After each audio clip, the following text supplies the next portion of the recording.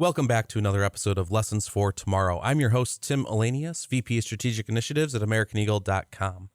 Lessons for Tomorrow is the motivational poster in your ear. Today, we are joined by Jason Nyhus, Senior Vice President of Sales and Partnerships. He started at Digital River in 2000 and has held virtually every role in sales and marketing. He has owned relationships with some of the company's most dynamic and fast-paced clients like MLB.com, Canon, Microsoft, and EA. He's a master at finding dynamic ways to help companies grow their revenue. Jason is responsible for Digital River's go-to-market programs, including demand generation, strategic partnerships, and net new sales. He takes pride in helping clients outpace industry growth by driving innovation and accelerating their global e-commerce sales. Jason, welcome to the show. Thank you for having me. It's absolutely a pleasure. Absolutely. I'm looking forward to our conversation today. And really exciting topic for today with Jason is just talking about thinking big about e-commerce. And so Jason, just kind of give me a little bit of background on just what the landscape is, kind of maybe a little bit more about thinking big with e-commerce, what that means to you and at Digital River. And let's get this conversation started. Let's do it. I just want to start off by saying we are absolutely thrilled to be partnering with American Eagle. You guys are a true leader in the space, and to be associated with you and your brand is an honor. So thank you for that. Absolutely. Thank you for your partnership as well. As it relates to kind of thinking big related to e-commerce, I think it's probably helpful for me to give a little bit of my journey as to how we got here today. I've been at Digital River for 20 plus years, and in that time, I have seen an industry go from industry where most brands thought about selling online direct as something that may never happen. In fact, in the early days of Digital River, we had two sales. We had to convince companies to sell direct, and we had to convince them that we should help them with it. And today, the landscape is very, very different. In fact, the amount of capital pouring into e-commerce the last few years is staggering. And what it really indicates to me is that we're still in very early innings as it relates to e-commerce. 5 years ago, Digital River was a leader in the Magic Quadrant from Forrester as one of the best e-commerce providers in the planet. And in those 5 years, I can list out some of the companies we were up in the upper right with. It was companies like Magento, ATG, which is owned by Oracle, CloudCraze is now Salesforce, Demandware, which is now Salesforce, Kibo, which is now Vista. And you see companies like Shopify and BigCommerce going public. So the reason I share all that with you is because the big money in the world is actually betting on e-commerce being still early as it relates to the overall global level. Thanks for that background, Jason. And just as we think about just the space of e-commerce, and as you mentioned, just the Magic Quadrant, all those companies that have been acquired over the years in the commerce space. At Digital River, if we had to boil it down, it really falls into kind of four key areas, right? Payments, tax, fraud, and compliance. And I think one of the biggest aspects of just the surge in e-commerce with online purchasing, and especially with the amount of companies that were forced, really, to use that word, into e-commerce in order to survive last year through the pandemic, where are you seeing kind of the biggest immediate need that people recognize it, right? Obviously, you have to be able to accept payments or collect tax appropriately and have confidence in the way that it's being done because of the complexities of just taxes overall. But fraud and the return aspect of online ordering, are those the four key overall that you would say that most people are focusing on? Or is there a specific area that is really just since, in the past 2 years, you have just seen at Digital River be the highest demand of overall? Yeah, great question. So, from our perspective, if you take a look at what we're seeing today, and, we're taping this in mid-July 2021, there's been some forcing functions in our industry. COVID being one, which has effectively accelerated the e-commerce strategy and plans of most brands by a couple of years, at least. And what that has done is historically brands who've been slower to really embrace direct consumer or even automating some elements of B2B have been forced into the game. Other forcing functions are things like look at your Facebook feed and see how many direct consumer brands are out selling that didn't exist 3 or 4 years ago. There are thousands of them. And they're taking share from some traditionally big providers. in things like apparel or CPG or even in consumer electronics. You see trends like brands trying to take the wheel back from Amazon. As Amazon gets more and more power, they recognize that brands have to have a direct to consumer response opportunity. And then you see big brands looking at the traffic they're getting from international locations, and they're recognizing that their brand actually doesn't have a border. Their brand is attracting people from all over the world, and their ability to keep up with that is where e-commerce comes into the fold. And so, Tim, you referenced Digital River's capabilities. We're effectively the world's largest merchant of record provider. And underneath that is the ability for us to be responsible for all things related to payments, fraud, tax, and compliance. What we're really doing with that offering is allow brands to go direct. It allows them to serve the underserved customers, which maybe B2B, maybe an education market, maybe certain countries.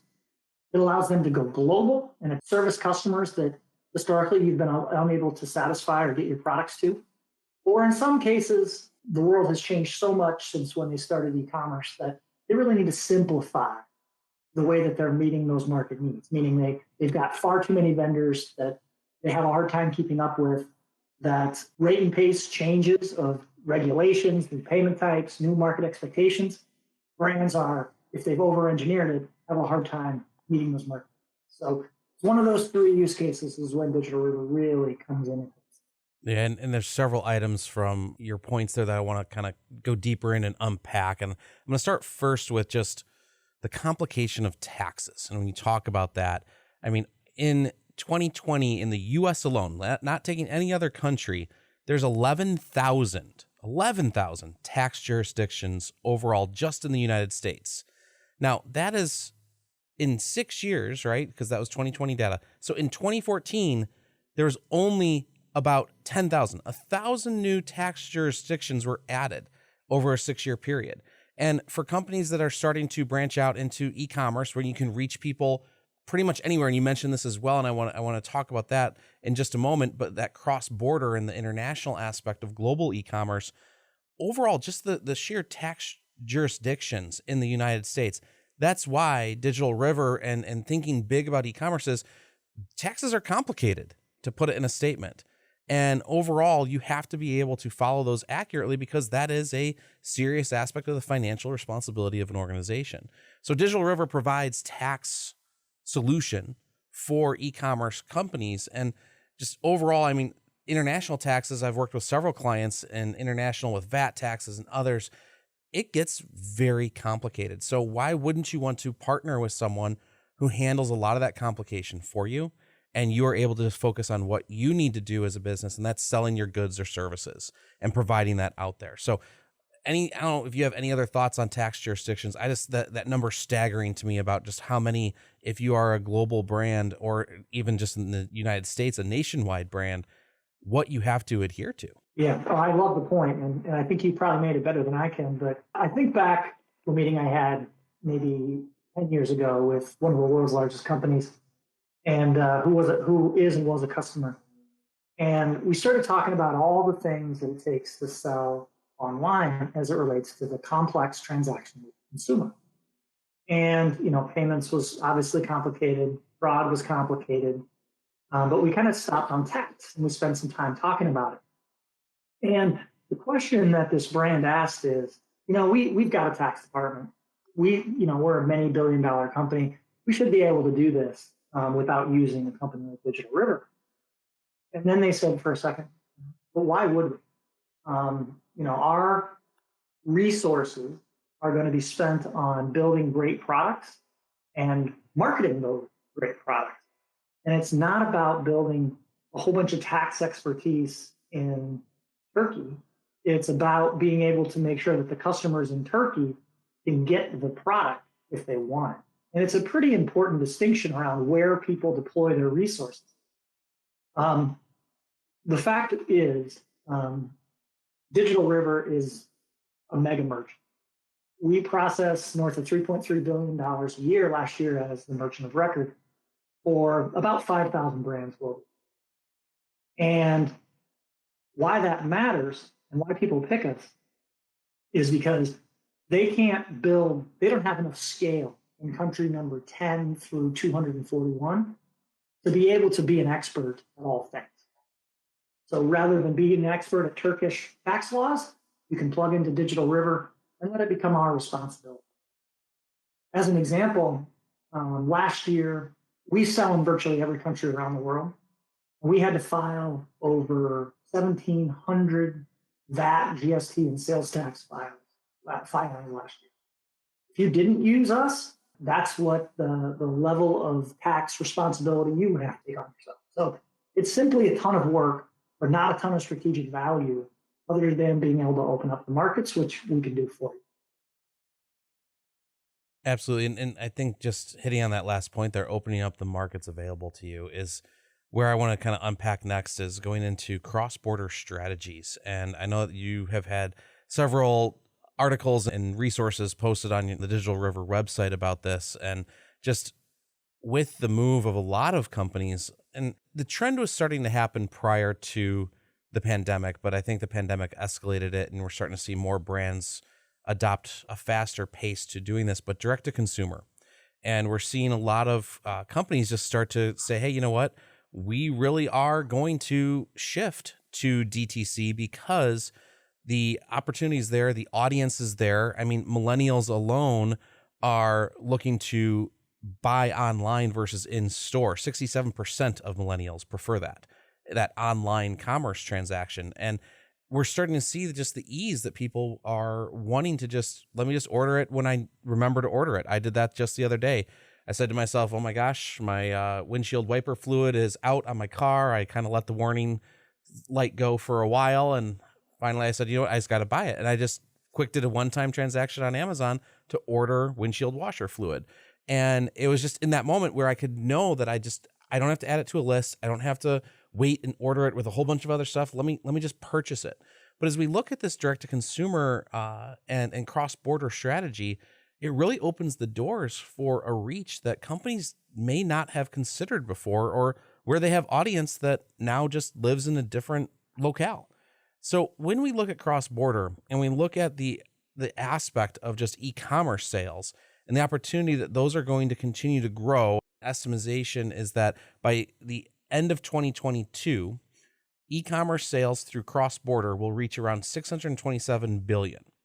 So that's up from $248 billion in 2017. And that's about 20% of total e-commerce sales. So overall, there's this opportunity for so much more reach. And there's ways that now you have to adapt to new payment processing or new alternative payment methods that might be accepted in one country but not in another. And then, of course, we already talked through the taxes side of it, but fraud is introduced to a whole new level.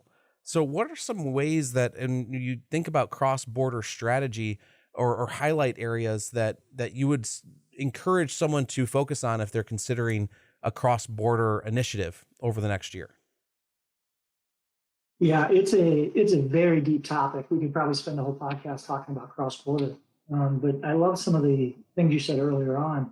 You take a look at companies like H&M and Gap. They're actually closing a bunch of high street stores throughout Europe because they're going to focus more on e-commerce. And so what does that mean? That means that what used to be a couple of miles away where you could drive over and get your H&M or your Gap products are now going to turn into cross-border transactions where you have to order a product in Europe from another place in Europe and it has to get to you. So that was kind of point one. Point two, and why cross-border really became a first-class citizen this year, is Brexit. Mm-hmm. For the first time in a very long time, a top 5 e-commerce market, which is the UK, became a cross-border transaction for most of the world. As an example, brands who were selling in Europe were being able to passport their products into the UK and sell locally in the UK. Well, with Brexit, you now have to have a UK entity. You've now got to put your inventory in the UK. You have to have local acquiring in the UK. And all of those things I just described, if you don't do them, have implications on a consumer experience. They absolutely do. And I think that's a good just point of exclamation point surrounding it is Brexit, right? Because there are changes that come that are, known about. They might get delayed. They might get accelerated with changes.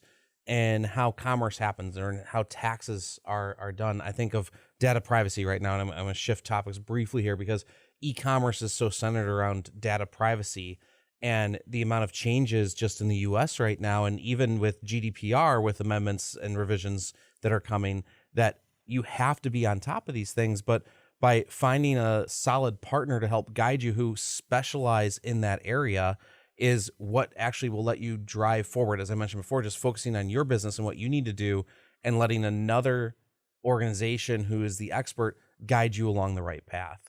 And when we look at the just cross-border aspect, I think of just the opportunities, right, where we have so many people shopping through multiple channels now, right? So it could be social, it could be still through standard email newsletters that go out and people are driven through if you're a B2C company and even B2B companies. But overall, when we look at that cross-border just commerce aspect, when we see the amount of just people who are willing to make a purchase, how many really understand where they are purchasing from? And I think this is something that just comes into the trustable content and messaging that you put out as an organization, that what you say on your site or about your products or the story of how it arrives to you, some do it very well, and others who maybe aren't as credible will make it seem like they're either US based or others. I have maybe had an experience like this where I'm purchasing and the process for a return or a credit is extremely difficult because they did a great job marketing it, but then the reality of where they were based in a foreign country, it still got to me. It got to me relatively within the time frame that I would say is acceptable, but then none of it fit. None of it was accurate. And I try to return it and I feel like I'm dealing with a one-person shop. And so when you look at the opportunity with a lot of the large organizations that you work with, what are people really finding as the true issues? Is it in the,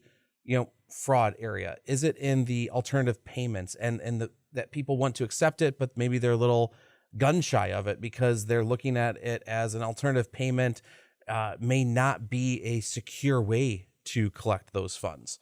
What could you give as advice to someone who's saying, okay, what are you commonly answering questions about that might help someone along their path right now? You hit on a whole bunch of them, and I think it was your personal experience is actually really, really insightful on some of the problems with being good at cross-border. Let me first create a little bit of a comparison of the difference between cross-border and onshore. I guess I'll call it maybe three things that make it different. Where is the inventory? If it is in country, or is it shipped from one country into another? Where is the payment processing? Are you doing local acquiring or are you doing cross-border payment? And then where is the entity? Are you doing business with a business that has business infrastructure? Think about tax filings or tax registrations and things like that in the region, or are you doing it with a company who is selling out of the United States? Those would be the three kind of things to first of all think about. And the fact is, if you are selling cross-border, you are giving a worse customer experience than if you are selling onshore. It doesn't mean you shouldn't do it. It just means you have to think about a few things differently. As an example, things that are really important in cross-border. Number one, landed cost or guaranteed landed cost. This is if you order from a site and it says, hey, listen, this $100 item is going to cost you another $40 to get it through customs, to get it shipped to your house, duties paid, everything. That, even though it costs significantly more to get the product, it's a better experience because you're setting expectations for that customer. The second aspect you should think about is related to local acquiring. If you are doing a cross-border transaction, you should try and get the most local payment types you possibly can for that customer. And you should work with the right either payment provider or merchant of record provider who can get you the most local payments you possibly can get. The reason you want to do that is you want to avoid the concept of the foreign transaction fee showing up on your credit card. You do a transaction with what you think is an Australian company, and then you see $1.32 show up randomly on your credit card.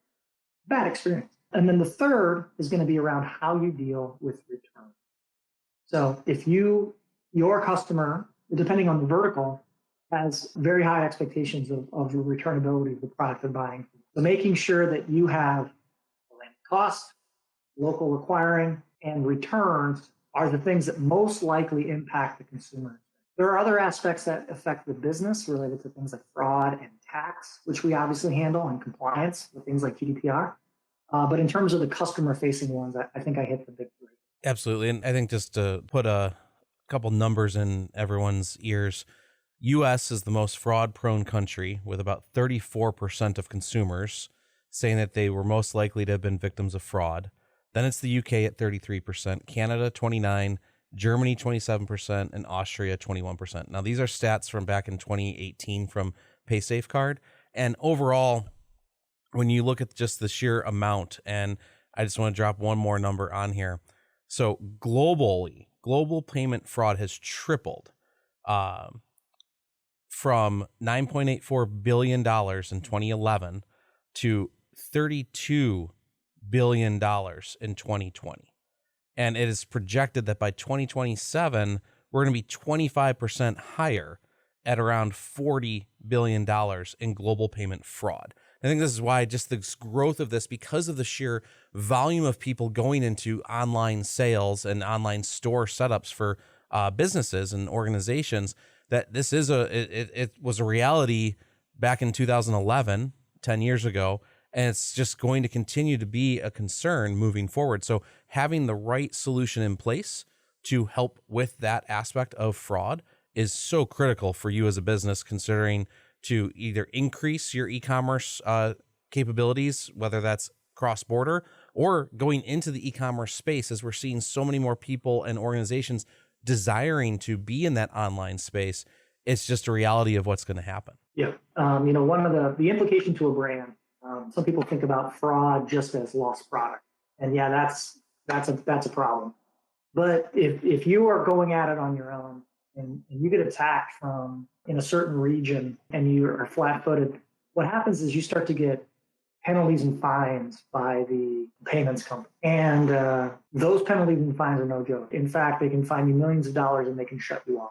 Mm-hmm. So fraud, although the product loss is a really big deal, there are other ramifications to doing fraud poorly. It's almost like if someone sees a crack, it gets out on the web and people all kind of gravitate towards that crack and it becomes a big problem immediately. So it's one of those problems where it's not a problem until it's a problem, and then it's a huge problem. Absolutely. Now let's shift gears a bit. Let's start talking about a little bit of the alternative payment methods, and specifically I want to really talk about buy now, pay later, BNPL for the acronym out there, because everyone had fun with acronyms. We know that there's an entire global aspect to buy now, pay later. It's being implemented at a much higher pace than previously, even though those services have been out there before. Tell me a little bit about just your experiences and just opportunities with buy now, pay later, and where you see it going in the future. It's no secret buy now, pay later is having their moment. We partner with a number of buy now, pay later companies, and they are all telling a really, really compelling story. I did a podcast with Kevin from Klarna, and he gave me a little glimpse into the pitch, which is they walk into brands and say, listen, we have 30 million people who've used our service in the last month. And when they visit websites, they are looking for, is Klarna available at checkout? And they have data to prove that if it's not, people walk away and go somewhere else and buy another. So it's almost becoming the new Visa, MasterCard, American Express logo at checkout, where people are looking for their preferred buy now, pay later option. The biggest player in our network is Klarna, although I will say a really, really interesting company that people should take a look at is TreviPay. And TreviPay is a buy now, pay later, but it's targeted at businesses. So it's the same type of utility you get from a Sezzle or an Affirm or an Afterpay, but it's for businesses extending lines of credit. So that would be this buy now, pay later phenomenon is kind of trying to serve all customers. In the buy now, pay later, I just look at the audiences for that. And I've started really in the past year and a half or so getting into just the generational differences between audiences in the digital space. And I feel that buy now, pay later was the more early adopters was the younger millennials, right? They demanded choice and are more careful about using traditional credit cards that the older generations, the baby boomers, the Gen Xers, were more comfortable with using. And those are also the ones who are a bit more, those two generations are a bit more skeptical of some of the other opportunities with alternative payment options. And so when we look at the aspect of buy now, pay later, I'm starting to see, and maybe you've seen it too, that the younger generations spearheaded it. But now that, especially with COVID and the pandemic and where people started to become more conservative about their finances, they got a little bit more comfortable with the idea of, let me have that option to kind of have these payments over time. People who were unfortunate and had layoffs or furloughed had the opportunity to still make purchases for things that they may need, but pay it in a more scheduled and known opportunity for over time versus an all upfront cost and increasing their personal debt. So is this something that you're starting to see where, because of both COVID and the pandemic, but also the acceptance of more payment options as either older generations are being educated or as they maybe are just now exposed to it long enough that it's an area of growth because these generations are starting to not be as divided about the opportunity? It's an excellent question. I think I'm going to answer it a little bit different than you might expect. You got to kind of peel the onion as to the psychological impact on what these products, why people use them. And if there's a report out there, which I enjoy, I think it's by Insider Intelligence, and they asked the question, why do people use buy now, pay later? And the number one reason, it was like 40% of the respondents said, to avoid paying credit card. So it had nothing to do with their credit worthiness. They just saw this as a hack to not pay that whatever their rate on their credit card is. They still know they owe it. They're still going to pay for it. They just want to have a little bit more time before they pay it back without having to pay the interest. So it's just scratching a niche the credit card companies haven't been historically providing. Another real big reason is because it effectively becomes a one-click checkout on virtually any merchant's site. If you go to the site and your Klarna or your Afterpay is available, it becomes a wallet that allows you to simply check out. It's almost like the Amazon experience on any brand. So to me, it's a little bit of they innovated in a place where credit cards weren't, and they're offering utility that they haven't. Now, the credit card companies will catch up. I mean, you saw recently Apple announced they're getting into the game. I think it's with Goldman. They're going to offer the ability to do buy now, pay later through Apple Pay.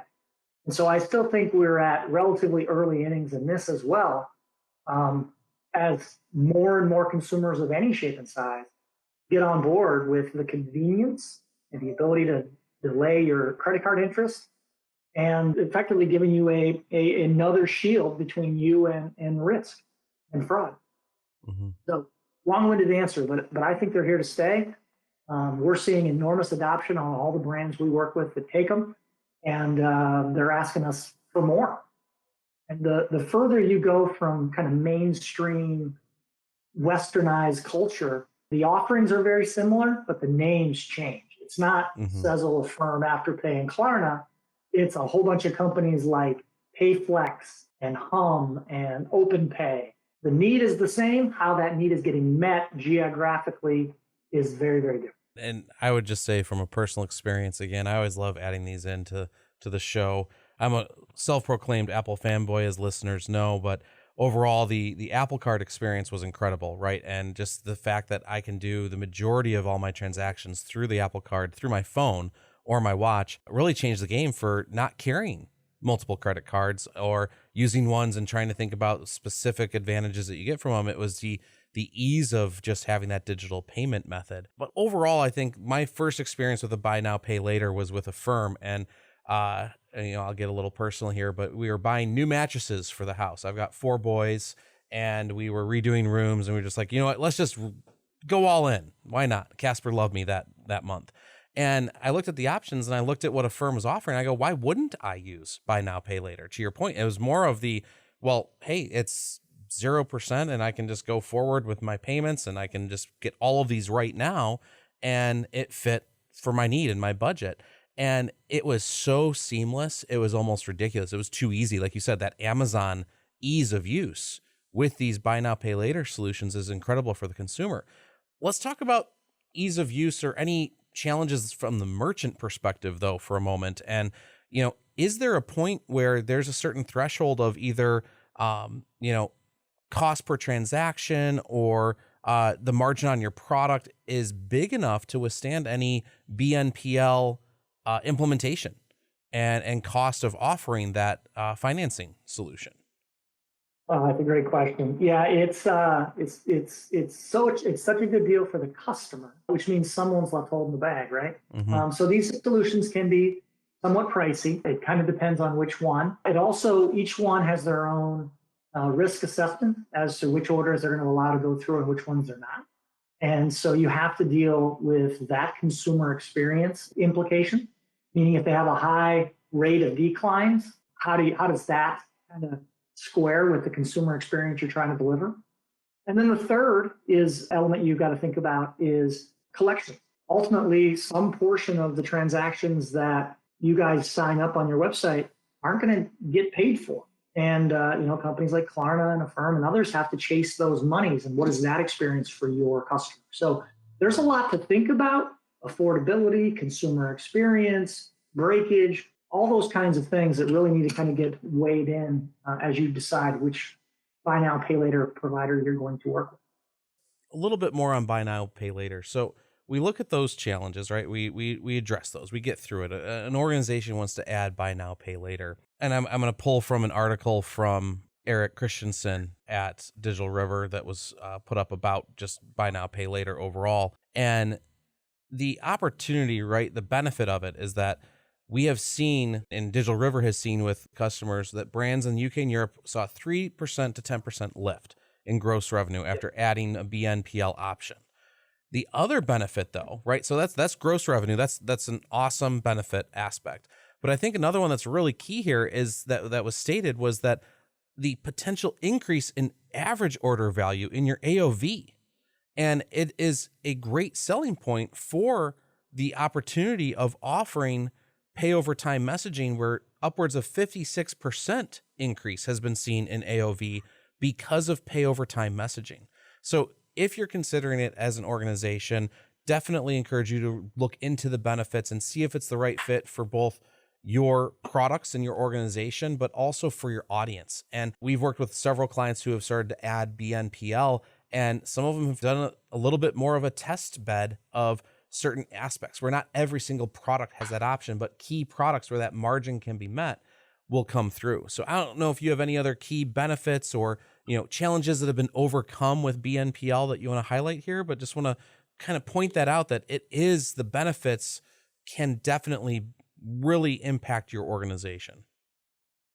Yeah, I love the point. I'll add to it.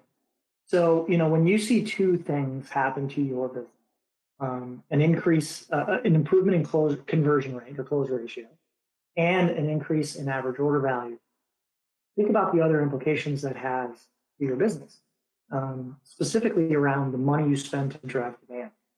You're effectively improving the bang for your buck you're getting on your media spend and other investments, thus making your ability to spend more. It's like this flywheel that there are very few things that you can immediately improve your close ratio and increase your average order value. The one thing you can for sure do is add more countries. The second thing you for sure do is add more payment types to make you more relevant. Those are kind of the part and parcel on how you make your demand generation and other things more efficient. You're effectively adding scale. Absolutely. For me, the brands that I've seen have the most success are the ones who really know how to focus on the things that move their needle for their company. And as I said before, it's really building great products, figuring out how to market, position, and sell those great products. And anything that's not those, you should find ways to work with other companies to do it. And so in the case of Digital River, it's all those complexities related to the transactions, so payments, fraud, tax, and compliance. And as it relates to standing up your e-commerce and deploying new payment types and doing all the things that American Equal can help you with, you lean on a company like that. So this is really about doing what you're best at and letting other people do what they're best That's the most progressive companies seeing the best growth are the ones that are doing it. So that's where I probably leave it. Wonderful. Jason, I appreciate the conversation we've had today so much. Again, we thank everyone for listening. Feel free to rate and review us in whatever podcast app of choice that you choose to listen to us on. We would really appreciate that. Share us with others as well so that they can be informed about just all sorts of different conversations for our lessons for tomorrow. Jason, thank you so much. Everyone have a great day.